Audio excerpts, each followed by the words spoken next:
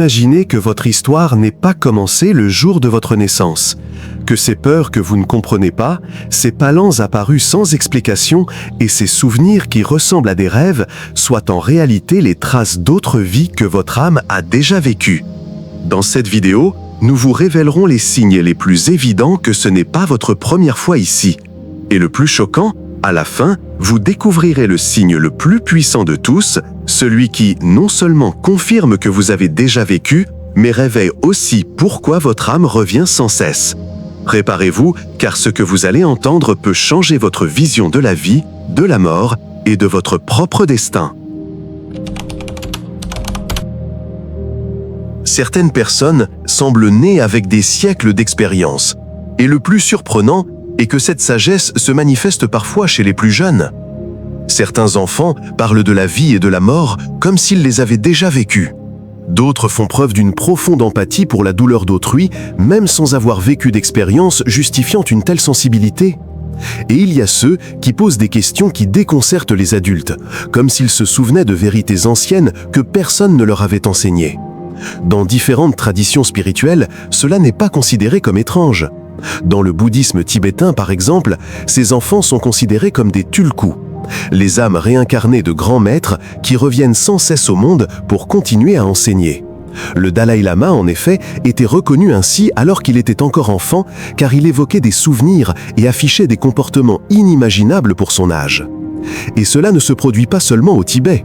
Dans différentes cultures, on raconte des histoires d'enfants qui, dès leur plus jeune âge, se souviennent avec précision de lieux qu'ils n'ont jamais visités, de langues qu'ils n'ont jamais étudiées ou même de scènes de vies antérieures.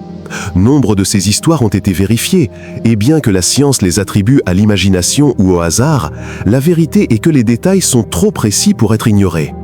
Vous aussi, vous avez peut-être ressenti cela dans votre enfance. Vous avez peut-être eu des pensées ou des intuitions qui semblaient trop grandes pour un enfant, ou ce sentiment de savoir quelque chose sans pouvoir en expliquer l'origine.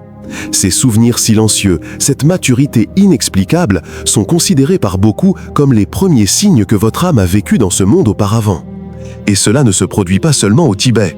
Dans différentes cultures, on raconte des histoires d'enfants qui, dès leur plus jeune âge, se souviennent avec précision de lieux qu'ils n'ont jamais visités, de langues qu'ils n'ont jamais étudiées, ou même de scènes de vies antérieures. Nombre de ces histoires ont été vérifiées, et bien que la science les attribue à l'imagination ou au hasard, la vérité est que les détails sont trop précis pour être ignorés. Vous aussi, vous avez peut-être ressenti cela dans votre enfance.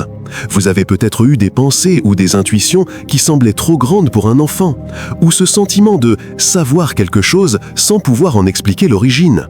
Ces souvenirs silencieux, cette maturité inexplicable, sont considérés par beaucoup comme les premiers signes que votre âme a vécu dans ce monde auparavant. Ce qui est fascinant, c'est que, même si au fil des ans, cette lueur se dissimule souvent sous la routine et les exigences de la croissance, elle ne disparaît jamais complètement.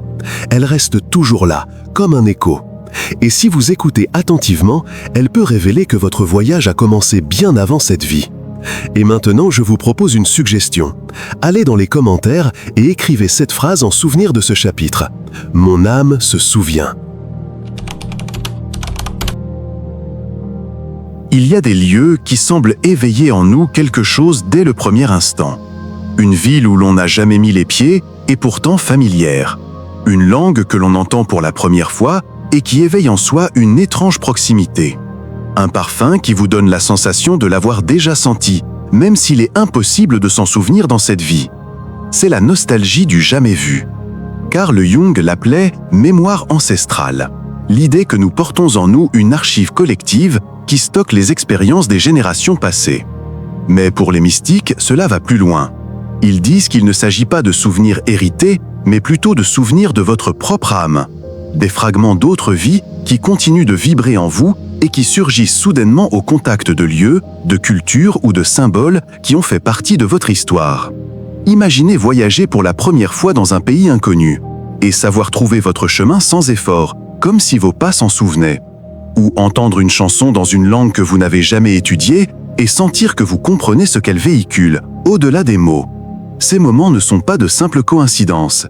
C'est la façon dont votre âme vous rappelle que tout n'a pas commencé le jour de votre naissance. Cette étrange familiarité s'accompagne presque toujours d'émotions. Cela peut être un frisson, une boule dans la gorge ou même des larmes inexplicables. Ce n'est pas un caprice de l'esprit, c'est votre moi intérieur qui reconnaît un foyer du passé. Et plus vous vous autorisez à écouter cette intuition, plus il devient facile de reconnaître les traces que votre âme a laissées au fil de ses voyages. Maintenant, je vous invite à réfléchir. Avez-vous déjà eu le sentiment d'appartenir à un endroit que vous n'aviez jamais visité? Partagez votre expérience dans les commentaires, car peut-être y trouve-t-on un indice sur une vie antérieure. Et si ce sujet vous parle, n'oubliez pas de vous abonner, car la suite est encore plus révélatrice. Il existe des peurs qui semblent inexplicables. La peur de l'eau profonde, du feu, des espaces clos, des hauteurs. Des phobies qui apparaissent dès l'enfance, sans aucune justification dans votre histoire personnelle. Et si ces peurs n'étaient pas vraiment les vôtres, mais des souvenirs du départ de votre âme dans une autre vie? Ce phénomène a été étudié plus de fois qu'on ne l'imagine. Le docteur Brian Weiss, l'un des pionniers de la thérapie de régression, a rapporté de nombreux cas de patients qui, en revivant des souvenirs de décès passés, ont instantanément libéré leurs phobies actuelles. Une femme qui avait peur de l'eau a découvert qu'elle s'était noyée des siècles auparavant.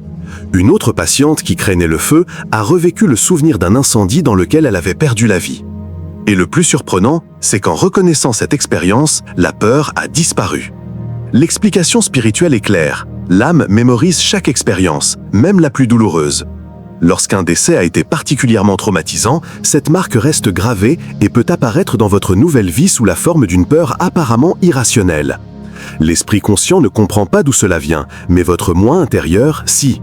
Cela vous est peut-être déjà arrivé. Peut-être ressentez-vous un rejet intense envers quelque chose sans jamais avoir vécu d'accident. Et pourtant, cette peur est là, influençant vos décisions, votre façon d'évoluer dans le monde. Observer attentivement ces peurs peut vous donner de puissants indices sur ce que votre âme a traversé avant d'arriver ici. Maintenant, je vous pose la question. Avez-vous des peurs que vous ne parvenez pas à expliquer? Laissez-les dans les commentaires, car les partager peut vous aider à les voir sous un autre angle. Et si ces sujets piquent votre curiosité, abonnez-vous, car ce qui suit remettra encore plus en question vos croyances concernant votre propre histoire. Avant de poursuivre, écrivez cette phrase dans les commentaires pour sceller ce que vous avez découvert aujourd'hui. Mes peurs gardent la mémoire. Il existe des personnes qui semblent posséder des capacités inexplicables. Un enfant qui, sans avoir reçu de leçons, joue du piano avec la maîtrise d'un maître. Quelqu'un qui parle couramment une langue qu'il n'a jamais étudiée. Ou quelqu'un qui prend un pinceau pour la première fois et peint comme s'il le faisait depuis des années. Ces dons ne surgissent pas de nulle part. Peut-être sont-ils des souvenirs que votre âme conserve d'une autre vie. L'histoire regorge d'exemples de ce genre. Mozart, par exemple, composait une musique complexe dès l'âge de 5 ans, comme s'il avait déjà pratiqué pendant des décennies. Et il n'est pas le seul. À chaque époque, des prodiges émergent, capables de maîtriser l'art, la science ou le savoir, sans explication logique. Pour beaucoup, ces talents innés sont la preuve la plus évidente que l'apprentissage de l'âme ne se perd jamais. Il se transmet simplement d'un corps à l'autre. Le philosophe Nietzsche a dit « La grandeur d'un homme réside dans les souvenirs que son âme conserve ». Peut-être que cette facilité à comprendre certains sujets, ce talent mystérieux qui semble n'avoir aucune origine dans cette vie, est précisément une mémoire ancienne qui s'éveille en vous. Quelque chose que vous maîtrisez depuis des siècles et qui revient maintenant pour perpétuer sa vocation. Ce qui est intéressant, c'est que ces dons apparaissent souvent à des moments clés, lorsque vous avez besoin d'un coup de pouce pour votre chemin ou lorsque votre âme reconnaît que le moment est venu d'utiliser ce qu'elle a appris dans d'autres vies. Par conséquent, prêter attention à vos talents les plus spontanés peut être un moyen de découvrir qui vous étiez autrefois. Maintenant, j'aimerais vous demander, quel est ce talent qui vous semble inexplicable? Laissez-le dans les commentaires, car le partager pourrait inspirer d'autres personnes à reconnaître leurs propres souvenirs cachés. Et si ce sujet vous interpelle, abonnez-vous, car la suite sera encore plus profonde. Écrivez cette phrase dans les commentaires pour vous souvenir de ce que vous venez de découvrir. Mon talent est la mémoire de mon âme. Certaines personnes ne peuvent vivre superficiellement. Elles ont le sentiment intérieur d'avoir une tâche à accomplir, même si elles l'ignorent. Ce sentiment n'est pas seulement de l'agitation ou de l'insatisfaction, c'est une pression douce mais constante qui les pousse à chercher du sens, à ne pas se contenter de ce qui est confortable. Certaines personnes passent des années à se demander pourquoi elles ne s'intègrent pas, pourquoi certaines voies ne leur semblent jamais justes, même si elles le semblent en théorie. Cette tension intérieure est souvent la voix d'une âme qui a déjà suffisamment appris et qui a maintenant besoin d'approfondir. En pratique, la mission se présente de différentes manières. Pour certains, elle apparaît comme l'urgence de guérir les relations familiales. Pour d'autres, comme un appel à l'enseignement, à la créativité ou à la défense de causes qui semblent plus vastes qu'un seul individu. Ce n'est pas toujours épique. Parfois, la mission est simple et silencieuse, comme apprendre à pardonner ou accepter sa propre vulnérabilité. Ce qui la définit, c'est le sentiment que sa vie a un but qui ne s'accorde pas avec la routine ou la recherche du plaisir immédiat. Pour aller un peu plus loin, imaginez un instant que cette agitation ne soit pas un fardeau, mais une boussole. Et si tout ce qui vous semble inadapté était en réalité le signe que votre âme a déjà traversé de nombreux cycles et revient maintenant avec un objectif plus clair? Cette idée change votre perspective. Au lieu de vous sentir perdu, vous pouvez commencer à interpréter chaque agitation comme un indice. Ce qui semblait autrefois une faiblesse devient une information précieuse sur la direction à prendre. Comment reconnaître cette mission? Premièrement, soyez attentif aux thèmes récurrents de votre vie. Les problèmes que vous rencontrez sans cesse, les causes qui vous retiennent sans explication, les émotions qui vous touchent profondément. Deuxièmement, remarquez quand votre présence semble s'aligner sur quelque chose de plus vaste. Il y a des moments de lucidité où une petite décision apporte une paix intense, et cela indique généralement que vous êtes sur la bonne voie. Troisièmement, faites confiance à la persistance de l'impulsion. Si une idée ou une responsabilité revient sans cesse, ce n'est probablement pas une coïncidence. Vous n'avez pas besoin d'une révélation monumentale pour commencer. De nombreuses missions se découvrent étape par étape. Une pratique quotidienne, une conversation honnête, une décision éthique soutenue au fil du temps. La responsabilité spirituelle qui accompagne le souvenir des vies antérieures n'est pas une condamnation, mais une invitation. Prendre les choses en main et utiliser son libre arbitre pour clore les anciens cycles et ouvrir de nouvelles voies. Et maintenant, dites-moi, avez-vous déjà eu le sentiment d'être venu ici pour autre chose? Partagez-le dans les commentaires. Votre expérience pourrait aider quelqu'un qui ne sait pas encore comment nommer sa propre mission. Si vous souhaitez approfondir ce sujet, abonnez-vous pour ne pas manquer les outils pratiques qui vous seront présentés dans la prochaine partie. Avant de continuer, écrivez cette phrase dans les commentaires en guise d'engagement. J'ai une mission en attente. Cela vous rappellera de commencer à la chercher avec intention. Il existe des relations qui semblent défier toute logique. On rencontre quelqu'un et, en quelques secondes, on ressent une connexion si intense qu'elle semble venue d'une autre époque. Ou, au contraire, on croise le regard de quelqu'un et, sans raison apparente, on suscite rejet ou méfiance. Ces émotions viscérales ne naissent pas toujours du présent. Pour de nombreuses traditions spirituelles, elles sont les traces de liens qui se répètent vie après vie. Les sages du bouddhisme et de l'hindouisme affirment que les âmes voyagent en groupe. Elles se réunissent sans cesse, changeant de rôle, parfois en famille, d'autres fois en partenaire, en amis, voire en adversaire. Le but n'est pas la punition ou la coïncidence, c'est l'apprentissage. Une mère qui prend soin de quelqu'un aujourd'hui a peut-être été sa fille dans une autre existence. Un ennemi qui nous défie aujourd'hui a peut-être été un allié dans le passé. Chaque lien porte en lui l'écho de ce qui a été laissé inachevé. Ces retrouvailles offrent souvent deux possibilités, la guérison ou la répétition. Si une relation dans une vie antérieure a été marquée par la trahison, l'abandon ou la douleur, les âmes ont tendance à se retrouver, comme si le destin offrait une nouvelle occasion de guérir la blessure. Mais si l'on n'en prend pas conscience, le cycle se répète encore et encore, jusqu'à ce que la leçon soit enfin apprise. Pensez aux personnes qui ont le plus influencé votre vie, pour le meilleur ou pour le pire. Que vous ont-elles appris? Quelles émotions éveillent-elles en vous? Quels schémas se répètent? Ces questions en disent peut-être plus que vous ne l'imaginez. Car chaque rencontre, même fugace, peut être un miroir de votre propre âme, vous montrant ce qu'il vous reste à travailler. Certaines philosophies enseignent que même les liens les plus douloureux sont des accords passés entre âmes. des pactes silencieux destinés à nous pousser à grandir. Et lorsque vous envisagez les relations sous cet angle, elles cessent d'être des coïncidences et commencent à être perçues comme faisant partie d'un plan bien plus profond. Je vous invite maintenant à réfléchir. Qui, dans votre vie, pensez-vous être venu vous montrer quelque chose d'important? Laissez-le dans les commentaires, car vos expériences pourraient trouver un écho auprès d'autres chercheurs. Et pour montrer que vous êtes arrivé jusqu'ici, écrivez cette phrase: « Mes connexions sont le miroir de mon âme ». Ainsi, je saurai que vous faites partie des âmes qui se souviennent ensemble. Il y a quelque chose de troublant que nous avons tous ressenti à un moment ou un autre. L'impression de revivre la même histoire. On change de partenaire, mais les disputes restent les mêmes. On prend un nouvel emploi, mais le conflit avec ses collègues revient. On se promet de ne plus commettre les mêmes erreurs, et soudain, la vie nous ramène exactement au même point.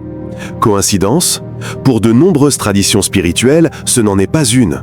Ce que vous vivez est l'écho d'un cycle plus vaste, connu dans le bouddhisme sous le nom de samsara, le cycle sans fin de naissance, de mort et de renaissance, où les âmes répètent épreuves et leçons jusqu'à ce qu'elles parviennent à s'en libérer. Imaginez votre vie comme un cours qui se répète jusqu'à ce que vous réussissiez enfin l'examen. Si vous refusez de voir la leçon, l'univers la répète sous une autre forme, dans un autre lieu, avec d'autres personnes, mais toujours avec le même cœur. Et il ne le fait pas pour vous punir, mais pour vous rappeler qu'il y a encore quelque chose que vous n'avez pas compris. Alors, lorsque vous constatez que vous attirez le même type de partenaire qui ne vous apprécie pas, que vous choisissez toujours des chemins frustrants ou que vous répétez les mêmes erreurs que vous aviez juré d'éviter, ce n'est peut-être pas un coup de chance. C'est peut-être votre âme qui vous pousse à vous réveiller, à affronter ce que vous portez en vous, non seulement dans cette vie, mais peut-être dans de nombreuses vies antérieures. Les sages disent que tant que vous ne briserez pas ce schéma, il continuera à apparaître. Et le briser ne signifie pas fuir, ni l'ignorer, il signifie le transformer. Il s'agit d'avoir le courage de regarder en vous-même et de reconnaître quelle blessure se répète, quelle leçon doit être apprise. Une fois que vous le faites, la roue cesse de tourner en rond et commence à s'ouvrir vers quelque chose de nouveau. Ce que vous appelez cruel destin est peut-être en réalité une sorte de professeur caché. Chaque chute, chaque répétition est une invitation déguisée à évoluer. Et la question est, continuerez-vous à tourner en rond ou oserez-vous les briser? Je vous invite maintenant à réfléchir. Quel schéma vous semble récurrent dans votre vie?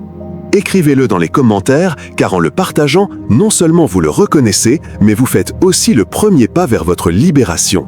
Et n'oubliez pas, si ces mots vous ont interpellé, abonnez-vous et rejoignez-moi, car la suite est encore plus révélatrice. Ce que vous découvrirez ensuite pourrait bien être la clé pour réveiller la mémoire la plus cachée de votre âme. Il y a des nuits où les rêves semblent trop réels pour être de simples créations de l'esprit. On se retrouve au cœur d'une guerre, vêtu d'un étrange uniforme, on traverse des paysages anciens que l'on n'a jamais visités, où on éprouve un amour si profond pour un inconnu qu'à son réveil, on sait encore l'avoir rencontré quelque part, même si l'on ne sait ni où ni quand. La psychologie classique, et en particulier Carl Jung, disait que les rêves sont la voie de l'inconscient collectif, un espace où nous partageons symboles et souvenirs avec toute l'humanité. Mais les mystiques vont plus loin. Ils soutiennent que certains rêves ne sont pas que des symboles, mais des fenêtres, des portes que votre âme utilise pour vous montrer des fragments de ses vies passées. Pensez à ces rêves qui laissent une trace indélébile. Je ne parle pas de ceux qui sont absurdes, de ceux qui mélangent lieux et personnes sans signification. Je parle de ceux qui ressemblent à des souvenirs authentiques, où chaque détail, les couleurs, les odeurs, les émotions, est si vif qu'au réveil on ne peut s'empêcher de penser que l'on l'a vraiment vécu, comme s'il s'agissait de scènes arrachées à une autre existence.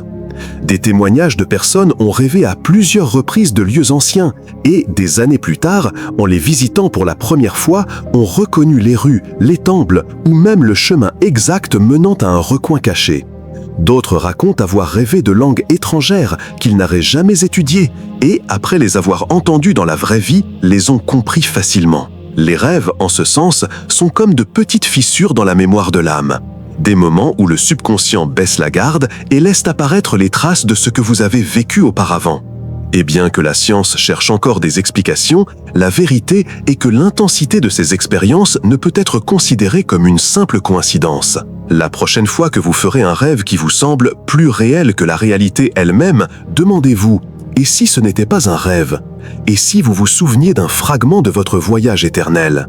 J'aimerais que vous y réfléchissiez et que vous le partagiez avec moi dans les commentaires. Avez-vous déjà rêvé quelque chose qui ressemblait à un souvenir et non à un simple rêve ? Parce que peut-être, dans vos nuits, votre âme vous révèle qui vous étiez avant de devenir celui que vous êtes aujourd'hui. Et si cette idée vous a fait réfléchir, abonnez-vous, car ce qui vous attend dans le prochain chapitre pourrait bien changer à jamais votre vision de votre existence.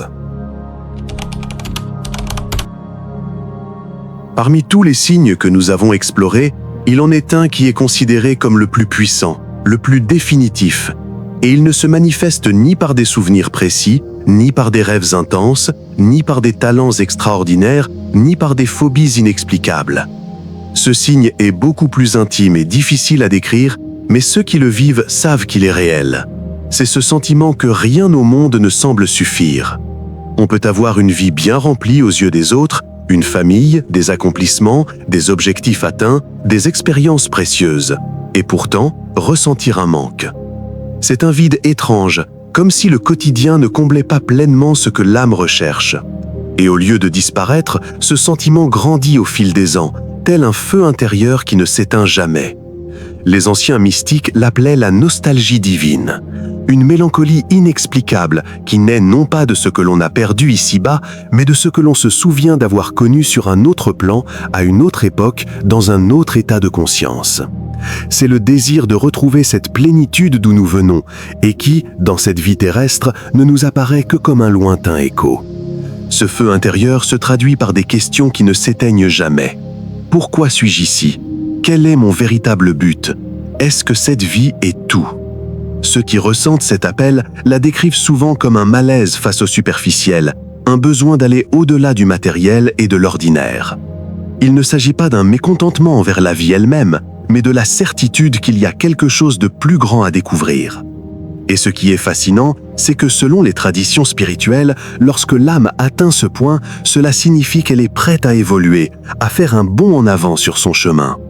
Beaucoup confondent cela avec l'anxiété, le vide existentiel, voire la tristesse. Mais en réalité, c'est tout le contraire, c'est le début d'un éveil. C'est comme si votre âme vous disait « Tu as vécu assez longtemps à la surface, il est temps de te rappeler qui tu es vraiment ». Les sages t'ont enseigné que cet appel survient toujours au bon moment, ni avant, ni après. Lorsque votre esprit accumule l'expérience nécessaire, l'étincelle de la mémoire surgit et avec elle, l'opportunité de transformer votre vie en un voyage conscient vers la transcendance. Vous l'avez peut-être déjà ressenti, ce sentiment de ne pas être à votre place, de chercher quelque chose de plus profond, de savoir que votre existence a un but plus élevé, même si vous ne le comprenez pas encore pleinement. Cette intuition est la clé, c'est votre âme qui vous pousse vers l'évolution.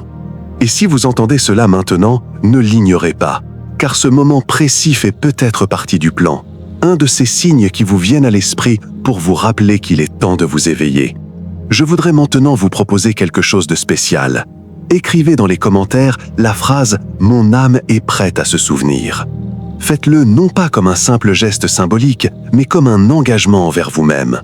C'est une façon de déclarer que vous êtes prêt à écouter votre feu intérieur et à commencer à cheminer vers le but que votre âme attend depuis si longtemps. Car au fond, c'est le plus grand signe.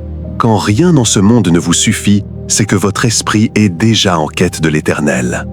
Et si ce message résonne en vous, rejoignez-moi. Car ensemble, au cours de ce voyage, nous découvrirons que ce qui semblait oublié attendait en réalité d'être rappelé. Aujourd'hui, nous avons exploré les 9 signes les plus puissants que votre âme a déjà vécus. Des talents que vous n'avez pas appris, aux rêves qui ressemblent à des souvenirs, chaque indice n'est pas un simple détail curieux.